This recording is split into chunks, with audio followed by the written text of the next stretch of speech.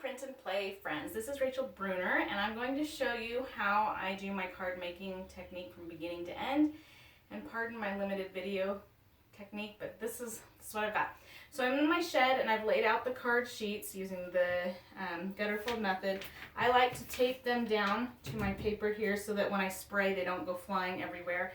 And if a gust of wind comes into my shed, it doesn't blow them off.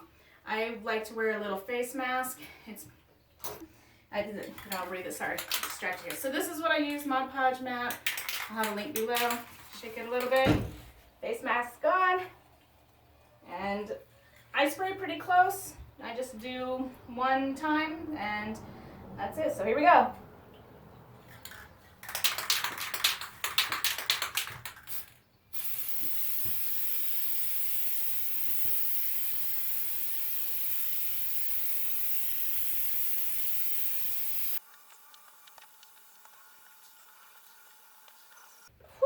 That's it, and then I let it sit for about 20 minutes to air out, maybe longer, and then I'll show you the next step. Okay, the next step of the process is to score the sheet. I like to use a metal ruler with a cork board and my mat, and I just line it up along that line pretty close, and then I use a bone folder. You can use the back edge of a butter knife.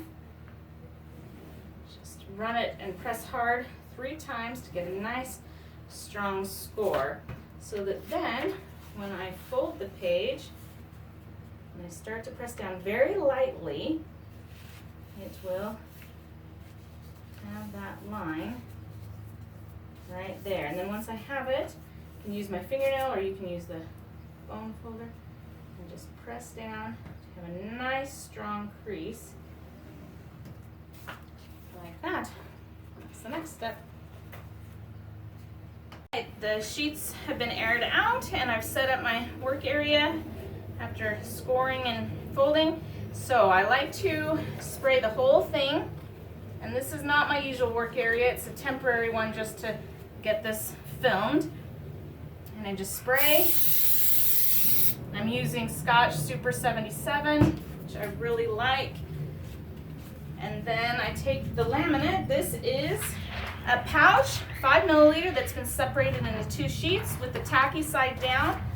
I like the tacky side to always go on the same side of the cards. In this case, the underside there is the backs of the cards. And I just press everything down.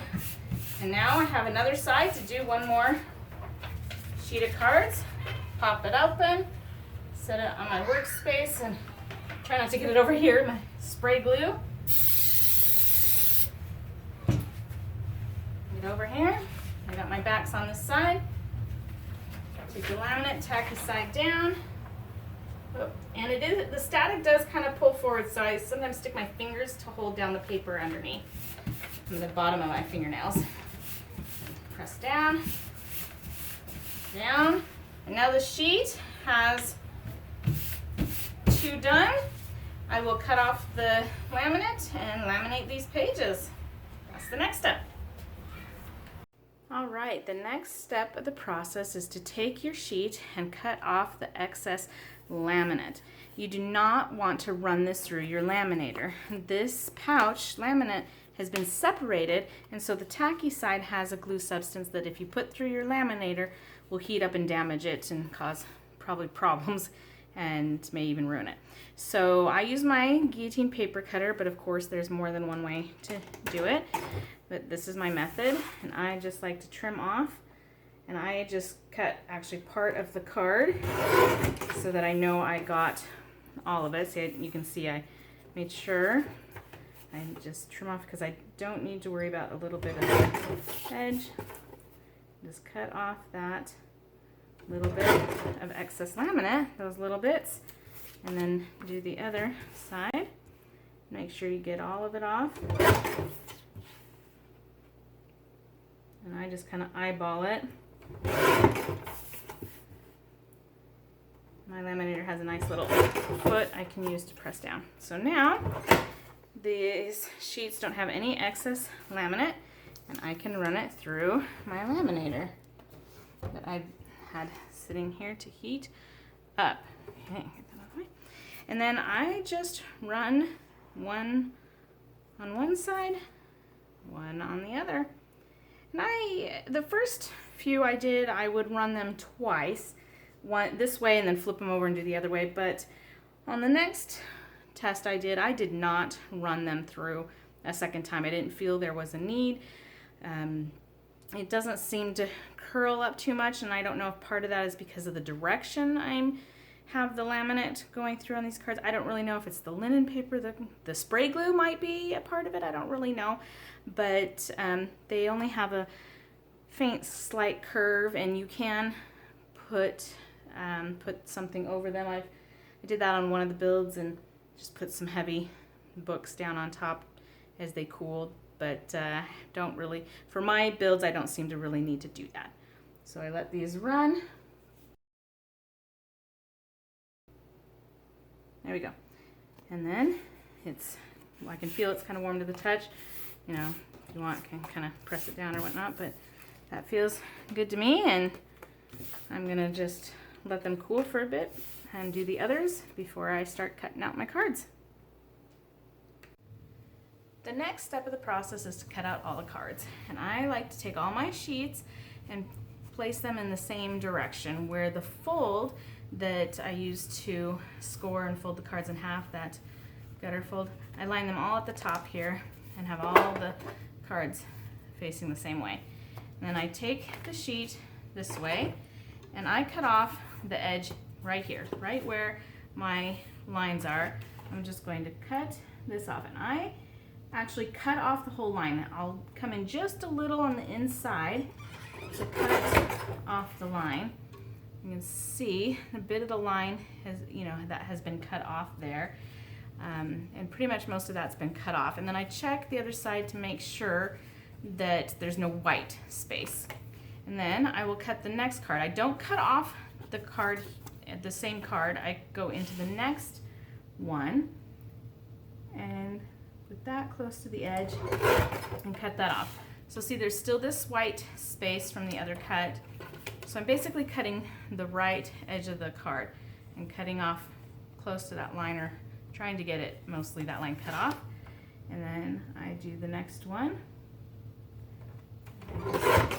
And my guillotine cutter has a nice foot that helps put pressure so that when I cut, the paper doesn't slide around at all. So now I have the right edge cut on all these cards. And I will do that with all of my cards. I do them all at once, all the same cut on all the cards. And I cut them out and then wait to do all those before I move on to the next cut. And I take a little time on this first cut to get them all about as evenly the same cut. And I won't get them perfectly the same, but pretty close by following that cut line. And then I just like to sometimes check to make sure that I got the white edges, but I added some bleed on those cards, so most of those. So I'm starting to get these cards cut out, and I will do the rest and come back. All right, the cards have all been cut on the right side, and the next step I do is I rotate the deck counterclockwise so that this side edge, where the fold is from the where I scored and folded the cards, that gutter fold, that's the same on all the cards. I put that on the left, and I will make the cut here on the right. Now my guillotine paper cutter it's a Martha Stewart brand. It has a really cool sliding attachment that can lock into place that I use. And I made this little attachment out of a type of mat board that I slide on here, and then I take my card and figure out where I want it to cut out here on the right side. And I just kind of adjust it a little bit to make sure I get the cut I want at the right spot. Now I have to be careful because this part here, I didn't get the top tight enough. I probably need to make another one. So if I get it off, I'm gonna end up with a slant, and my cards will be cut slanted, so I have to kind of make sure I get it lined up really well. Adjust it a bit more, lock it into place. I don't feel like I'm getting the top there, right about there. So what I do then is I take this clamp, and I have to be a little careful because it's not a great clamp, but I take the bottom here and I take the clamp, and I'm actually going to put the bottom of my thing in this spot here, because if I put up here, the clamp will often come popping off and startle me. So I take it on the edge there, and I just bring it up and around here. You can see that, so it's got a good grip there. Now, if I set it down here, the cutting board is resting on the clamp, which I don't want to put pressure on it there, and this is, well, you know, it's not properly set. So I will slide it down so that the clamp, bottom of the foot of the clamp that's under there will slide off the edge of the table, but that the cutting board is the feet of it are on the table. So my cutting board, I'm able to do that. And then I like to cut at the same spot, either up here or down here, whatnot. My paper cutter is really old, so I don't go to the very top because I've cut into that edge so much that it actually doesn't cut as properly right there. So about right here looks good. I'm going to cut this, and I like to see how much I've cut off. That looks even. Take the other side. That looks pretty even. All these cards have full bleed, so there won't be any white edges, but that looks pretty good. And then I just grab another card. I line it up along the edge there. Just careful I don't slide it under. I mean, if I cut off, that's okay because it won't cut more. It'll cut less than I need. And I just line it up again and make sure I've got it properly the way I want. And then make that cut. And then this way, as I make this cut, the cards that are lining up here, that margin there is this exact same because of the fold and how the cards are all using the exact same template, so that when I cut these, they will all cut exactly. So these will all have the same exact cut on this side. It'll be the same width for the most part, unless I miss something. And I will do that with all the cards, and then move on to the next cut.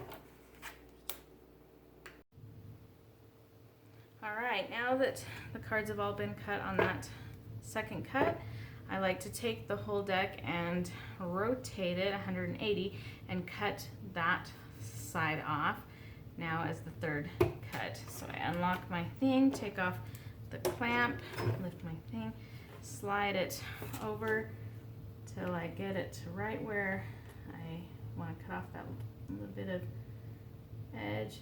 And I find I like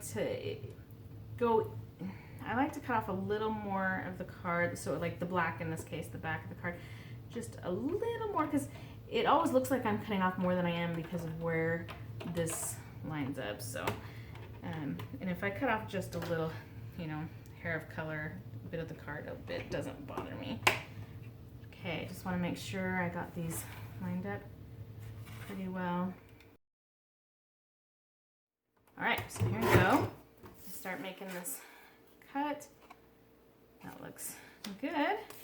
And then I will just go through and cut this third cut all the same. Now, if you don't have, you know, most people won't have a guillotine paper cutter like this with the piece that locks into place.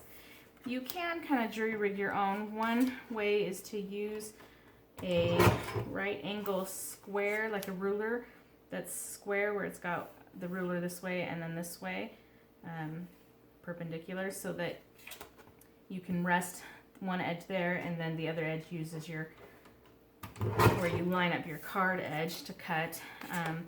I've seen somebody do that before, and you know, something like that, maybe clamp that down. I'm not sure. You might have to try a couple of different methods if you want to try this method. But for me, I find it really works because once I've got this set into place, I don't have to think about it. I don't have to carefully look and agonize over getting the cuts exact right, because I'm lining it up against something that's already in place and that's stable. And that really helps take out some of the brain work on it once I get it set up. And I can watch TV. I just be careful because I don't want to cut my fingers, that I look down when I'm cutting, or better to listen to some audio music or something instead while cutting. So I will go through and cut the rest of these and then show the last cut. Now that the third cut is done, I'm ready to do the fourth and final cut. And obviously I'm going to turn the deck this way to get that fourth cut. Unlock, move the clamp, lift my blade, and then slide this into where I want to line up the cut. Just kind of go with it. That's good. That's pretty good. So I'm going to go ahead and clamp. Oops. Get that on there right.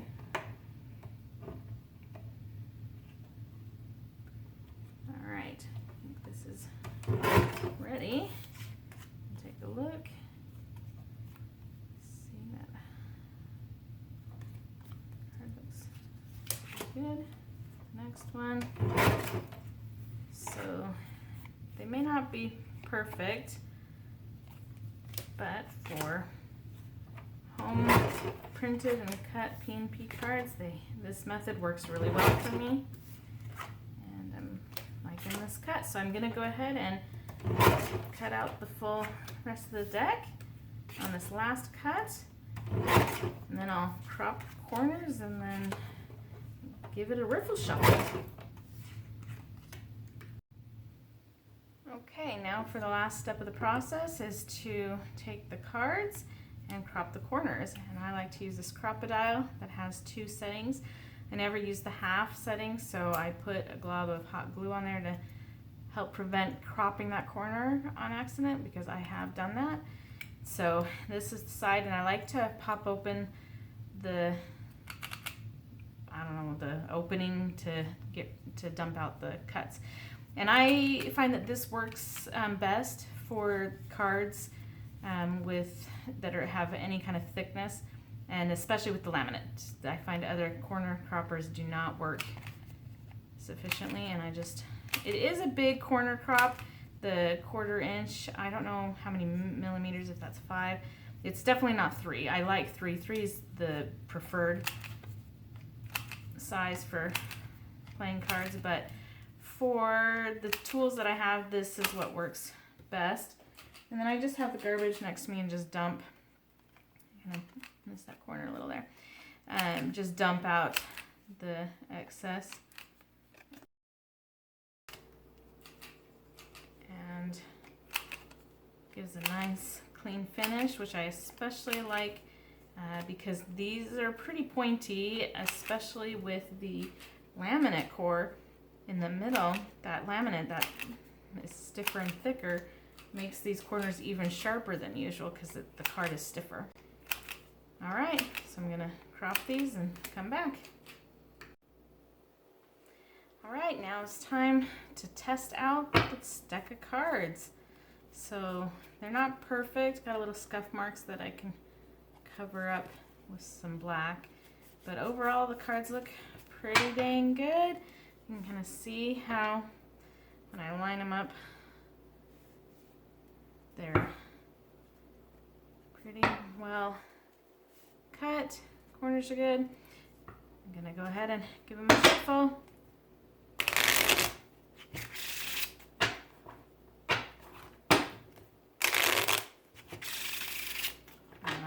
Look and sound and feel good. Going this way. Right. These cards feel so good. They slide. But these cards look good. And these cards are Secret Agent. That's a game in progress that I will post a link for it in the notes. All right, I think this deck is ready to play.